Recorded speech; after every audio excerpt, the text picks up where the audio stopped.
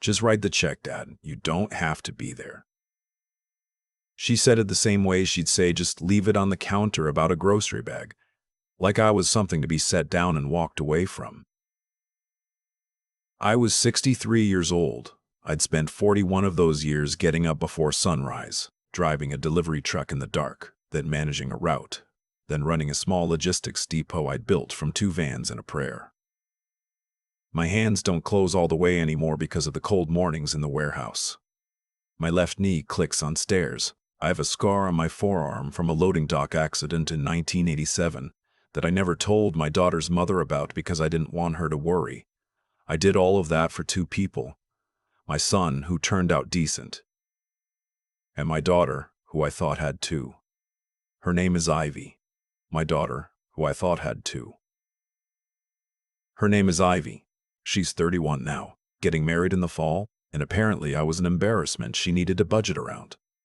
I'd found out about the wedding the same way I find out most things about her life these days, secondhand through her brother.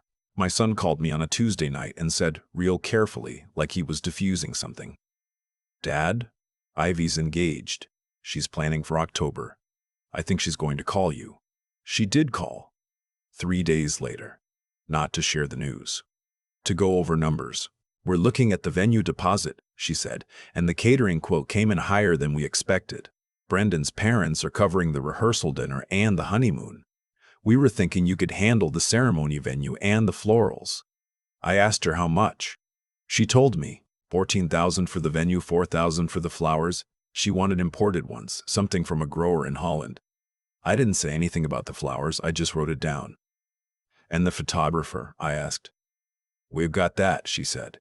And then, quieter, almost like she didn't want to say it out loud, but had decided she needed to.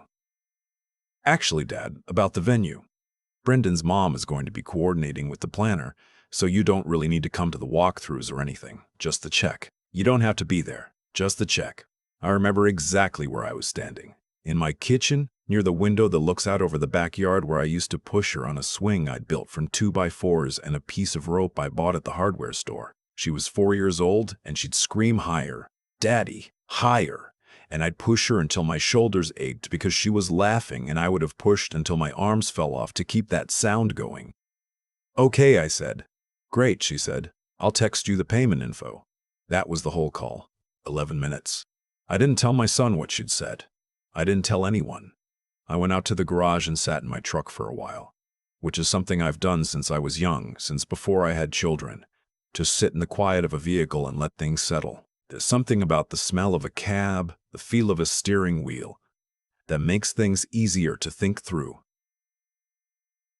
I thought about the last 5 years with Ivy, how the calls had gotten shorter, how she'd stopped asking about my health, my work, my life, how at Christmas 2 years ago she brought Brendan for the first time and he'd spent most of dinner on his phone, and she'd laughed when he made a joke about the neighborhood I live in, a modest street in a working-class suburb of Columbus.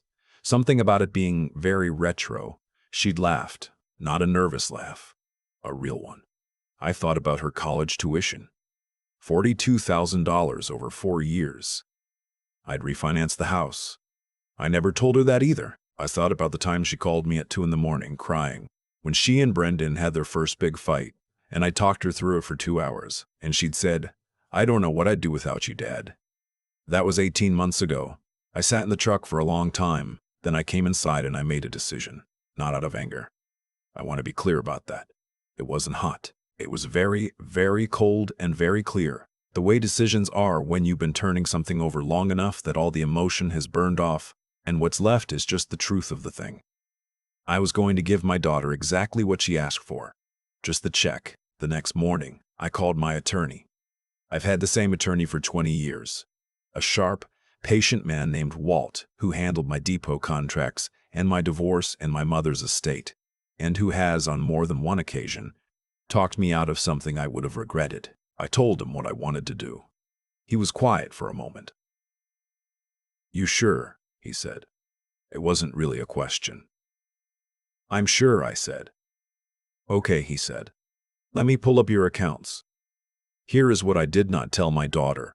The depot I built from 2 vans had, over 30 years, grown into something. I'd sold it 4 years ago to a regional logistics company for a number that surprised even me.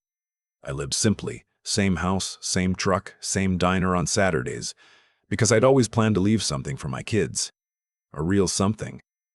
The kind of thing my father never had to give me. I'd set aside in a trust a substantial sum for Ivy. Enough to buy a house outright, fund a retirement, start a business, whatever she needed when the time was right. My attorney was the only person who knew about it. I'd been waiting for the right moment to tell her. Walt helped me draft an amendment to the trust that morning. Nothing hostile. Just a redirection of the designated funds. Clean, legal, documented. He asked me 3 times if I was certain. I said yes each time. Then I called the venue. The woman in their events office was named something with a C. I don't remember exactly. And she was very professional when I told her there had been a change in the payment arrangement. The deposit had not yet cleared. I withdrew it. I did the same with the florist. The imported Holland flowers. The grower's invoice was sitting in my email forwarded from Ivy's planner. I called and let them know the order would not be moving forward. I didn't cancel anything dramatic. I didn't call Brendan. I didn't write anyone a letter. I just stopped every payment I had agreed to make, methodically, one by one, in the same quiet way I used to lock up the depot at the end of the day, checking each door, turning each latch, making sure everything was secure before I walked away. Then I waited. The call came on a Thursday about 3 weeks before the wedding. Not from Ivy. From Brendan. I'd never had a real conversation with Brendan. He had a firm handshake and good shoes and a way of looking slightly past you when you spoke, like he was tracking something more interesting just over your shoulder. He worked in finance. I'm genuinely not sure what kind, because whenever I'd asked, he'd given me an answer that took a long time to say very little. But he made good money. Ivy had mentioned the apartment they rented in Dublin, Ohio. New construction, granite counters, the kind of place that has a dog wash station in the basement. He was not calm on the phone. "I'm not sure if there's been some kind of confusion," he said, in a tone that made clear he did not think there was any confusion. "But the venue called Ivy this morning. They said the deposit was canceled." "That's right," I said. Silence. "And the florist," I added. More silence. "Sir," he said, and the word sir in his mouth was not a term of respect. It was a tool. "We have 240 guests. We have a ceremony date. We have people flying in from Seattle and from Atlanta. What exactly is going on?" "I gave Ivy what she asked for," I said. "Just the check." "Oh, wait. I didn't give her that either." "I suppose I gave her exactly what she asked me to be. Nothing you need to be there for." He started to say something else. I thanked him for calling and I hung up. Ivy called 4 minutes later. I know because I looked at my phone afterward. She was not the daughter I remembered from the 2 a.m. call. She was not the girl on the swing. She was something harder and more frightened. And she was talking fast. And the things she was saying did not hold together in the way that sentences do when the person speaking them actually believes what they're saying. I let her finish. Then I said, "Do you remember what you said to me when we talked about the wedding?" She said she didn't know what I was talking about. "You told me you just needed the check," I said. "That I didn't have to be there. You said it like I was a payment method, sweetheart, not a person. Not your father. A payment method." She said I was being dramatic. I said maybe. But dramatic or not, here's where we are. I pulled the payments. The venue deposit, the flowers, all of it. I'm not trying to ruin your wedding. I'm just not funding a day I've been asked to stay invisible at. She said Brendan's parents were going to be furious. She said I was making this about myself. She said I was being cruel. That one landed. I'm not going to pretend it didn't. She is still my daughter, and there is no word she can say that doesn't find somewhere to land in me. But I waited until the sharp of it passed, and then I said the thing I'd been sitting with for 3 weeks. "I raised you, Ivy. I got up in the dark for you. I refinanced my house for your tuition. I talked you through your worst nights. And I was willing to write every single check for this wedding without a single complaint, because I love you, and that's what fathers do. But I am not a checkbook, and if that's all I am to you right now, then I think we have a bigger problem than a venue deposit." She was quiet for a long time. Then she said, "You refinanced the house?" "Yes," I said. Another silence. And then, and this is the part I didn't expect, she started to cry. Not the sharp, angry crying from a minute ago. Something else. Something younger. I didn't say anything. I just stayed on the line. We did not fix everything that day. I want to be honest about that because I've heard enough of these stories where the conversation happens and everything gets resolved by the end of the hour, and the music swells and somebody learns their lesson and all is forgiven. That is not what happened. What happened is that we talked for a long time, long enough that I had to sit down, long enough that my coffee went cold. She told me some things I hadn't known, that Brendan had made comments about my background, that his mother had suggested more than once that the wedding would be more cohesive if the guest list skewed toward their social circle, that Ivy had let herself believe that keeping me at a comfortable distance was protecting me from something, rather than protecting herself from the discomfort of having to hold two worlds at once. I told her I'd heard variations of that reasoning before and it didn't hold up. And she knew it. She didn't argue. I told her about the trust, about what I had set aside for her, about the amendment I'd filed 3 weeks ago. She was very still on the phone when I told her that. How much? She whispered. I told her. A longer silence than any of the others. Dad, she said, and just the word. Just that word, the way she said it. Like she was remembering what it meant. What it had always meant. Undid something in me that I've been keeping very carefully together. I'm still your father, I said. That part doesn't change, but I need you to decide what that means to you.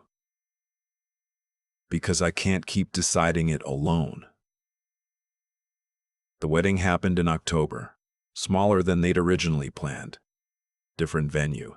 A garden space at a state park outside Columbus that cost a fraction of what the original ballroom had. The flowers were from a local shop on High Street, not Holland. 240 guests became 86. Brendan's mother did not attend. She sent a card that I gather was not warm. I walked Ivy down the aisle. She had asked me herself the second week of September. She'd driven to my house. Didn't call first, just showed up and knocked on the door. And when I answered, she looked the way people look when they've been working up to something for a while. And she said, I want you there. All the way there. If you'll still do it. I said I'd have to check my calendar. She laughed. It had been a long time since I'd heard that. Real laughing, unguarded, the kind you can't manufacture. She laughed and then she put her arms around me and I stood there in my doorway and I held my daughter and I thought about the swing in the backyard and the rope from the hardware store and the way she used to scream, higher, Daddy, higher, and I thought this right here, this is the only thing I ever actually built that mattered. Brendan and I are not close. I don't know if we ever will be. But at the reception, he shook my hand and held it a beat longer than a normal handshake and said, Thank you for being here, sir. And this time the word sir was different. I can't explain exactly how. It just was. I'm telling you this because I know some of you have sat in your trucks at the end of a long day, the way I did, trying to figure out what went wrong and when. Trying to remember the version of your kid who held your hand in a parking lot. Trying to understand how the years pass and people change and the people you build your life around sometimes forget what that building cost. I don't have a clean answer. I don't think there is one. What I know is this: giving people what they ask for is sometimes the most honest thing you can do. Not cruel, not vindictive. Honest. Sometimes love means holding your ground long enough for the other person to find their way back to theirs. My daughter knows who her father is now. Not a payment method, not a presence to be hidden. A man who drove in the dark for 40 years so she could sleep. A man who is still here, still answering when she calls, still willing to push the swing. But she has to ask.